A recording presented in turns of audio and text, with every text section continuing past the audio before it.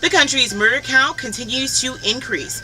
New details emerged from that Bimini plane crash last week, and things begin to heat up as the Free National Movement heads into convention at the end of the month. Find out about those stories and others. I'm your host, Krishna Virgil, and this is the Tribune's Top 5.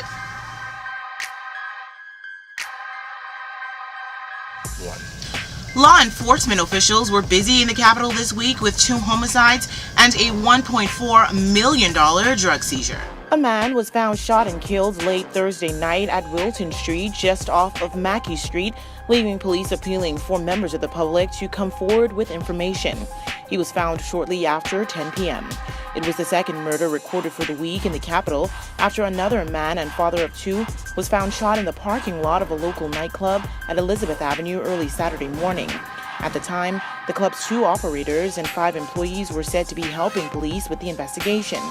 Officer in charge of the Central Detective Unit, Chief Superintendent Clayton Fernander, said police were following a line of inquiry that suggests that something transpired in or near the nightclub, which led to the killing. Later on Thursday, 2 men were charged in court with the shooting death. Prosecutors also charged the club's 2 owners with several offenses. Meanwhile, police took 2 men into custody in connection with the seizure of a $1.4 million worth of marijuana following an early morning operation in the quiet community of Picano Properties off Tonic-Williams-Darling Highway. According to a preliminary report provided by head of the Drug Enforcement Unit, Superintendent Samuel Butler, CEU officers acting on intelligence went to a rental property at the rear of the community at around 9:15 a.m. on Sunday, where 2 Bahamian males were discovered with 1,389 pounds of marijuana at various stages of packaging.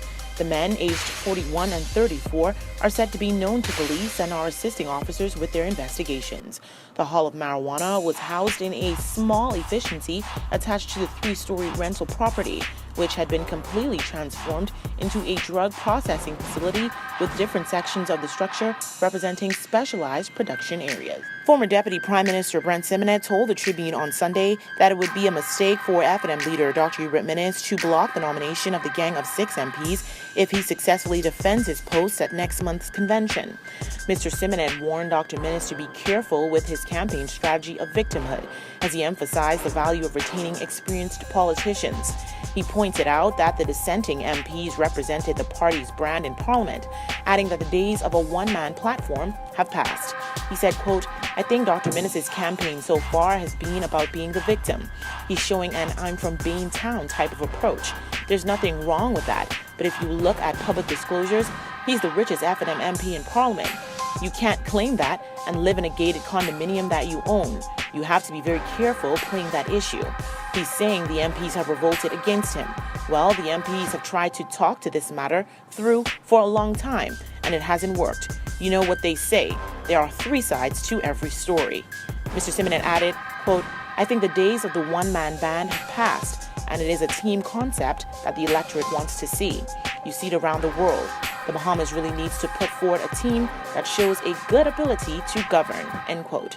Reflecting on the latest party leak of a scathing email from Central Grand Bahama MP Nico Grant to Dr. Minnis, Mr. Simonet called for a ceasefire on both sides to ensure a smooth convention and a stronger party.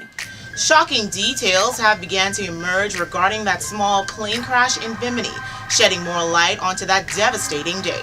An official at the Department of Civil Aviation on Tuesday defended the agency's practices after it was revealed that the pilot who died in a crash in Bimini last week was not licensed, telling the Tribune it was the pilot's responsibility to ensure he had the needed documentation.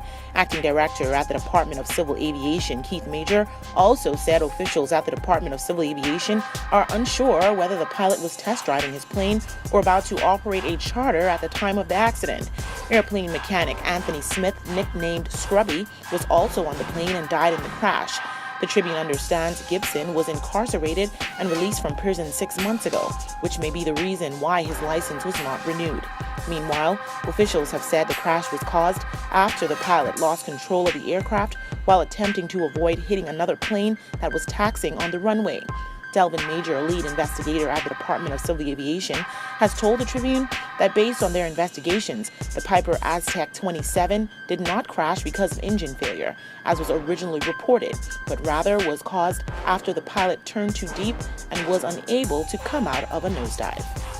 On Wednesday, Long Island MP Loretta Butler Turner declared that she and running mate Senator Dr. Dwayne Sands will make the strongest team to not only contest the top 2 leadership posts of the FNM, but to turn the country around.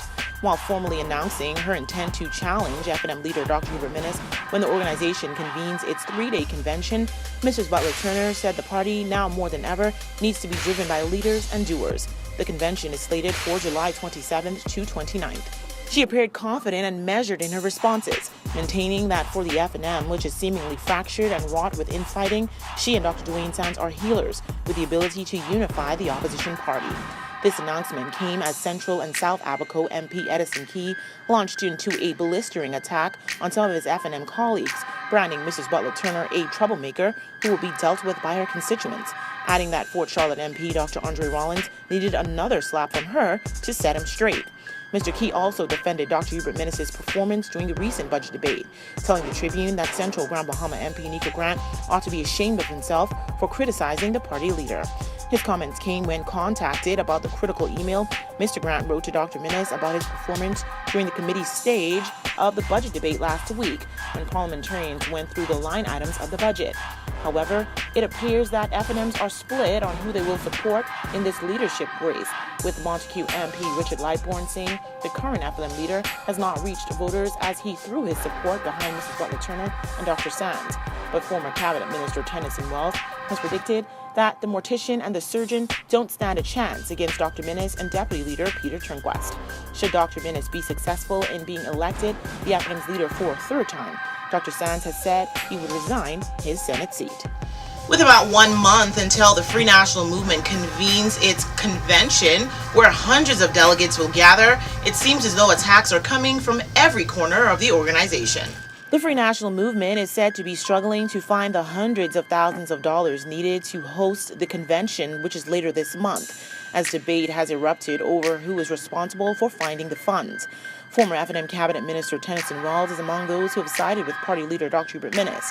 He told the Tribune on Sunday that those who fought for an early convention should find the funds to host it. Others, like former Deputy Prime Minister Brent Simonet, said that the responsibility lies with the leader. It's not clear how much it will cost to host the convention. However, in an interview with the Tribune, former Deputy Prime Minister Frank Watson placed the cost at no less than $300,000. Meanwhile, Mr. Simonet said the hotel rooms will cost about $100,000 and additional money will be required for paraphernalia, advertising, and media, among other things. When contacted, the former St. Anne's MP said, quote, "The leader of the party is responsible for all aspects of the party. If the leader was going to have a convention in November, he went to council and things happened, so he moved it forward. So obviously he must have had in place plans to fund the convention in November. So those plans should come forward to fund the convention 4 months earlier." Mr. Simonet added, "We've been talking about a convention for 6 months. When the difficult times hit the fan, you can't pass the buck. If the leader of the FNM can't raise money for the convention, how the hell is he going to raise money for the general election in less than a year?" Mr. Simonet dismissed grumbles from some in the party that the FNM has not yet made a down payment at the Malia Resort, saying a determination is still being made on how many rooms will be needed. Want to get in on the discussion? Well, here's how you can. Just log on to our website at www.tribune242.com. Like us on Facebook, the Tribune News Network. Send us a tweet at Tribune242 or subscribe to our YouTube page, Tribune242.